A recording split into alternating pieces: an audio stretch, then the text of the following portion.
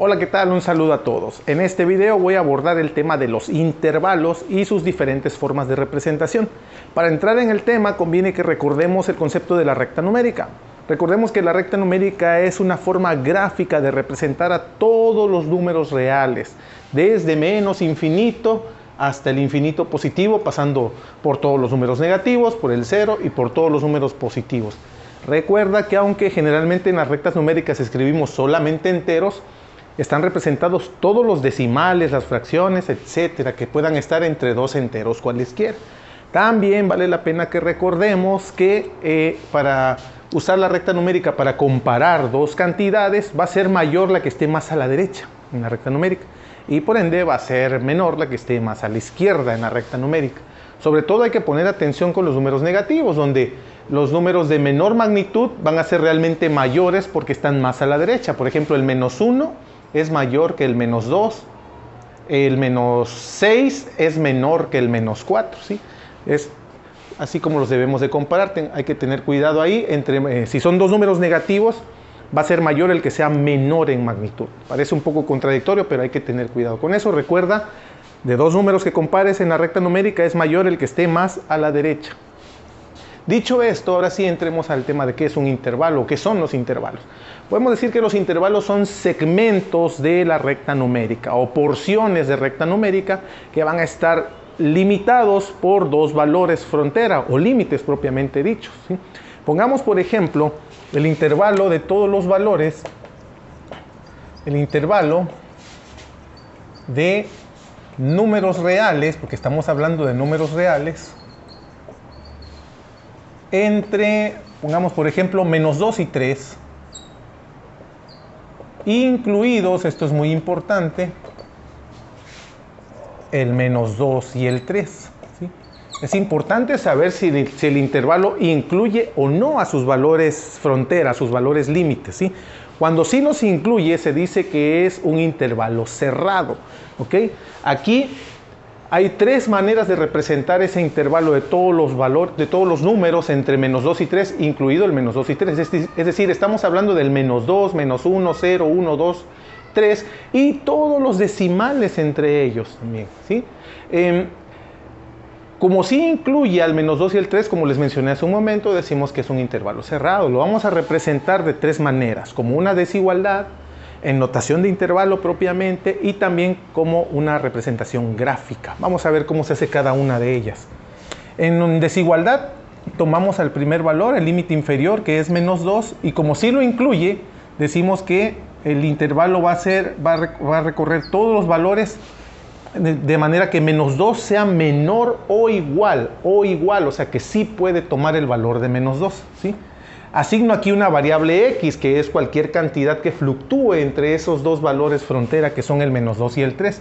Ese valor x debe de ser, de hecho, también menor o igual al 3. Y así se representa ese intervalo en forma de desigualdad.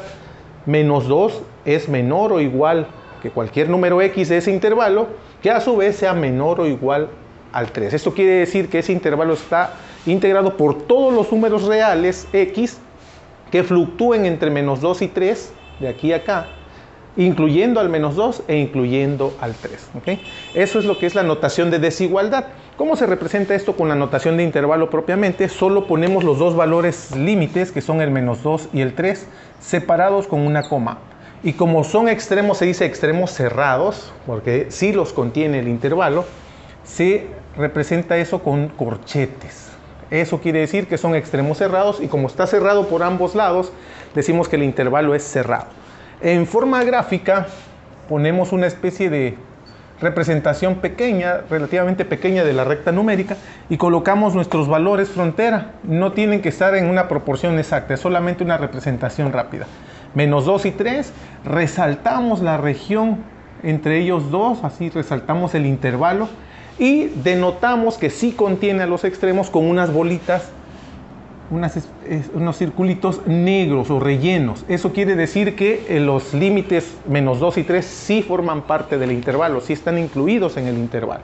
Y así se representa este intervalo que, como dije, es un intervalo, voy a poner I de intervalo cerrado, porque los dos valores límites del intervalo sí están incluidos en él, sí forman parte del mismo intervalo. ¿Cuál sería la contraparte de esto? Pues un intervalo abierto. ¿Cómo se define un intervalo abierto? Es aquel intervalo en el cual no se incluyen los valores límites, los valores frontera. En este caso, no usamos símbolos de menor o igual, sino simplemente símbolos de menor.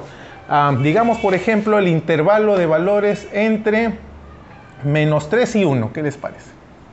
Pero sin incluir al -3 ni tampoco al 1. Ahí está, quedaría así.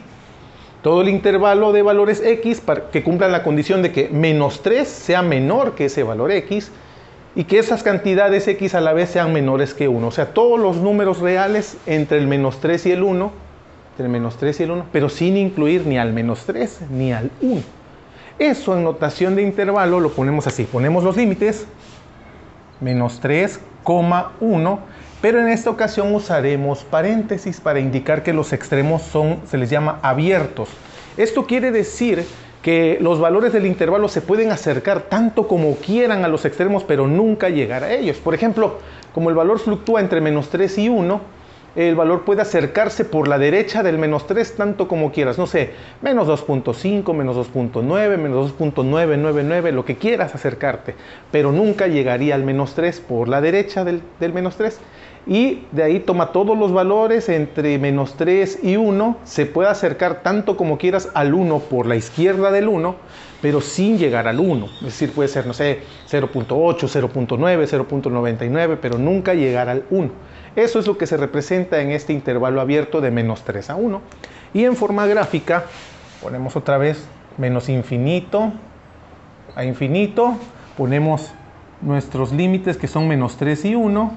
Resaltamos la región entre -3 y 1, la región del intervalo, pero en esta ocasión pondremos bolas o bolitas, circulitos sin rellenar o bolitas blancas. Esto representa extremos abiertos, que equivalen a los paréntesis en la notación de intervalo. ¿De acuerdo? Ahí están las tres maneras de representar el intervalo abierto. También se tiene lo que son los intervalos semiabiertos. En estos van a ser cerrados por un extremo y abiertos por el otro. Por ejemplo, un intervalo semiabierto por la derecha. Quiere decir que es cerrado por la izquierda, es decir, el límite inferior va a ser cerrado, llevará menor o igual, pero el límite mayor o el límite de la derecha va a ser abierto, va a llevar solo menor. Aquí podemos ver, por ejemplo, de 2 a 5. El intervalo de valores de 2 a 5, incluyendo al 2, pero que no incluya al 5. O sea, sí puede tomar el valor del límite inferior 2. De ahí puede valer todos los enteros y decimales entre 2 y 5, pero sin llegar al 5. Se puede aproximar tanto como quieras, 4.9, 4.99, etcétera, pero no llegar al 5. ¿Okay? En forma de intervalo, aquí diríamos que esto es de 2 a 5, con corchete en el 2 y con paréntesis en el 5. Y en forma gráfica, representamos menos infinito a infinito, 2, 5, con una bolita rellena en el 2 y con una bolita blanca en el 5, destacando la región del intervalo. Eso sería un intervalo semiabierto por la derecha. Aquí la clave es abierto por la derecha, por eso es que por la derecha tiene paréntesis o símbolo de menor nada más. Y por último tendremos aquí el intervalo semiabierto, pero por la izquierda. Entonces aquí va a llevar menor en el límite inferior y menor o igual en el límite superior. Por ejemplo, vamos a comparar dos negativos, ¿qué les parece? De -4, menor que x, menor o igual que -1, ¿sí? Es decir, todos los valores entre -4 y -1, incluyendo al -1, pero sin incluir al -4, es lo que dice aquí. Entonces es abierto por la izquierda, semiabierto por la izquierda, ¿no? Entonces esto pondríamos de -4 a -1, con paréntesis en el -4, indicando que no va a tomar al -4 como un valor del intervalo, pero con corchete en el -1, que indica que el -1 sí puede ser un valor del intervalo, ¿sí? En forma gráfica, pues representamos nuestra pequeña recta numérica, menos infinito a infinito. Pongo mis dos valores límites, -4 y -1. Resalto el intervalo y le pondré bolita blanca en -4 y bolita negra en -1. Ahí está. Ese es un intervalo semiabierto por la izquierda. ¿Ok? Bueno, estos ejemplos son casos de intervalos acotados, porque son los que están delimitados por dos números reales, uno como límite inferior y otro como límite superior. Más adelante veremos ejemplos de intervalos no acotados, pero por lo pronto considero que con esto es un buen inicio para empezar a comprender lo que son los intervalos y cómo los representamos. Nos vemos en un próximo video con los intervalos no acotados.